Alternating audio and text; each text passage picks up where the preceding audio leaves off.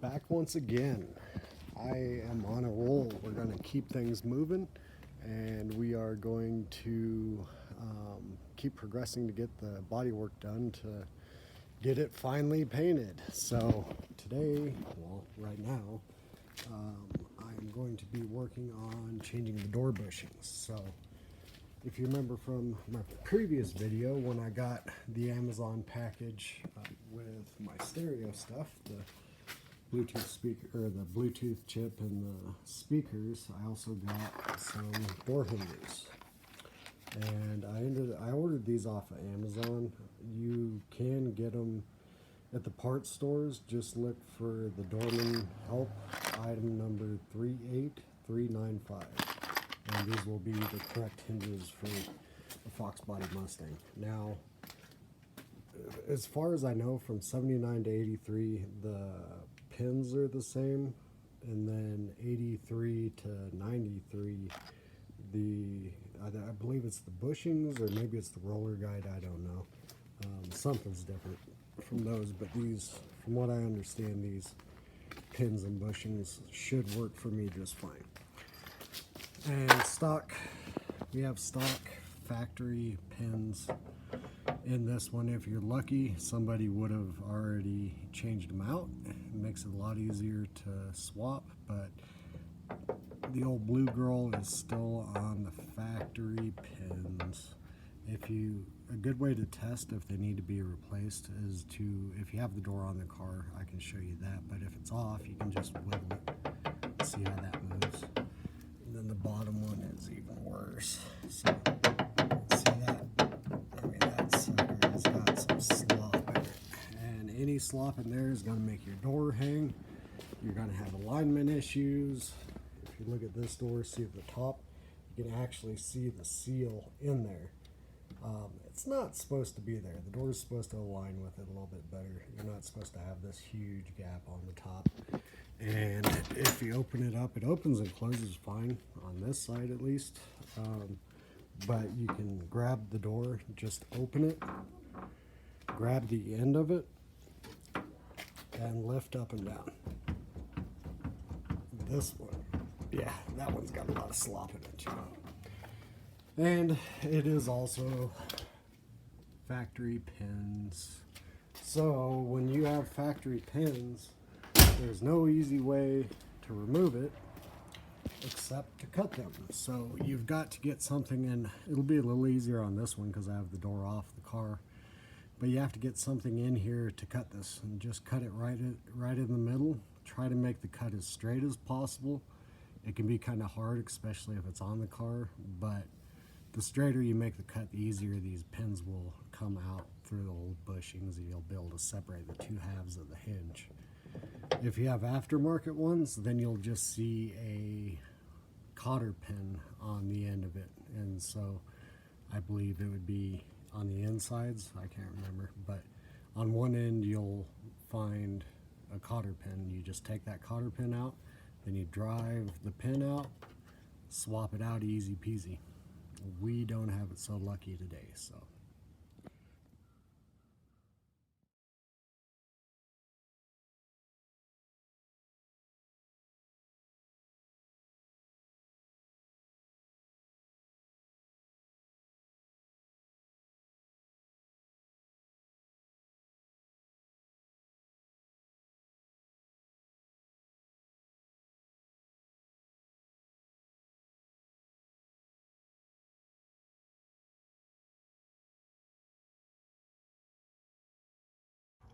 All right, we got the first pin cut in half, and what I did was I just went to Walmart and I got, let's see, some of these, the Dremel reinforced metal cutting discs, and I also got a couple of these.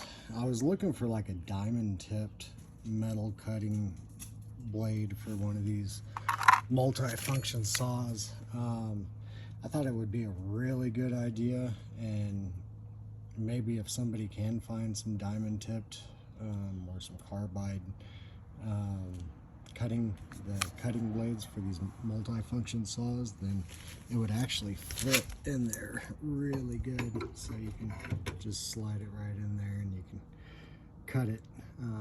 May be useful for somebody. For me, the saving grace was the Dremel discs. I'm actually pretty surprised by it. When the multi-function saw didn't work, then I was looking at the package of 5 and I was like, probably go through 3 or 4 just on one pen because they're hardened pens. But this was the first one I've used and it made it all the way through, and there's still some life left. So got the hinge out, and lessons learned would be that after you get it separated, for me, I didn't bother trying to cut it like all the way through with the Dremel. Once I got it almost all the way through, I took a flathead and I just put it in the groove, and then I smacked it a few times with a hammer and it just popped and it's separated. But I wouldn't have pulled one all the way out and had one all the way still in. I would probably use both of them to kind of wiggle each other out. It made it a little bit harder with this top one because I had taken the bottom half out already. But one kind of interesting observation after I pulled it apart, I was looking at it and you can see there's the bushing right there. I don't have, yeah, I do. Here's the package, the new package, and these on the bottom are the bushings. One goes on the top and one goes on the bottom. And when I pulled off my old hinge, I was looking at the bottom point where the pin goes through, and there was no bushing. So I'm like, what the heck? And I even looked at that half of the pin, and it had like wear marks on it from where it was just riding on the metal, I thought. And so I got to looking even closer, and if it'll focus, then you can see a line in there, and there's still most of the, at least the inner part, the inner diameter of the bushing in there. And so I'm gonna have to figure out a way to get that out, see if I can just grab a hold of it with an easy out, or I might have to take a drill bit and just wallow it a little bit till it falls out. But that was interesting. They've been in there for a while, definitely. Good morning. It's another beautiful day here in Colorado. I'm just getting up and going this morning. Last night we went and did some other things, and then got back to the house and I finished swapping one of the hinge pins out, the pins in the bushings, and I will be one of the first people to admit when I make a mistake, and I made a huge one with these hinges. In all honesty, this is the first time that I've done them. I watched YouTube videos and stuff, and it felt like, you know, I had a good grasp of it. It's a pretty simple thing. Well, when I pulled the first hinge pin out, I had cut it in half because they were stock ones. Pulled the halves out, and I was looking at the hinge and I didn't see any bushings in there, and I'm like, what the heck? And so I took one of the new hinge bushings out, and it was way too big for the hole, and so I proceeded to get the good old trusty unibit out and start hogging the hole out. Well, it wasn't until I had got back from our outing and looked again that the bushings were in fact there, but they were on the door side of the bracket. They were on this side instead, and I was looking on the body side on this part and didn't see one. That's what I started hogging out. Well, that was a big screw up, and it honestly pissed me off pretty bad. And I was sitting here and I was thinking, well, I'm gonna have to find a new hinge, you know, at least the body, get the where it mounts to the body, And I sat there and I thought about it. Well, I had already had it hogged out almost to the size of a bushing, and I had the 2 used ones left. And so what I did was I just finished hogging it out, and then pressed one of the old bushings in this side. So it's actually got a bushing, and you can see right in there, it's got a bushing in there. And then it's also got a bushing on this side too. And then I was able to hammer it down flat enough that I could get the pin through and still get my cotter pin in there. So it may wear out on this bottom side because it's up against, you know, brass instead of steel. So if it ends up getting some slop, then I'll have to take it back apart and get a new or another hinge. But for now, it's good. There's like just the slightest, you can't even hardly feel it, of play in there. So that's good and tight. And I mean, look, it's definitely tight. And then here's the old one, the other one, the old ones.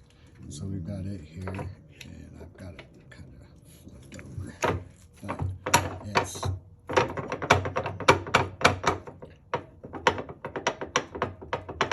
real loose.